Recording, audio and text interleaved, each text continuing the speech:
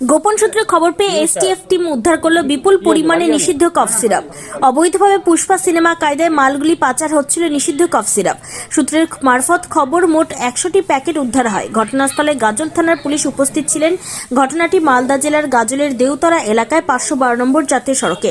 আরও জানা যায়, কন্টেনার গাড়িটির মালদার দিক থেকে বালুরঘাটের দিকে যাচ্ছিল। তার সাথে একটি বুলেরো গাড়িও ছিল। দুটি গাড়ি থেকে 4 জনকে আটক করে পুলিশ। বিকেল থেকে রাত পর্যন্ত উদ্ধার কাজে কর্মসূচি চলে। জানা গিয়েছে 100টি প্যাকেটে মোট 20,000 নিষিদ্ধ কফ সিরাপ ছিল।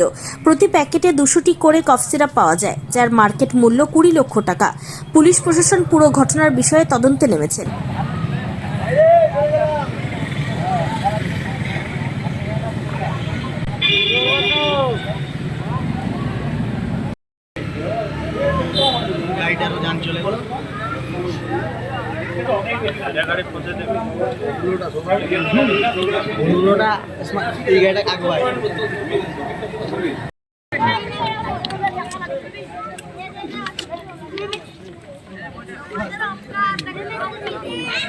UP number plate.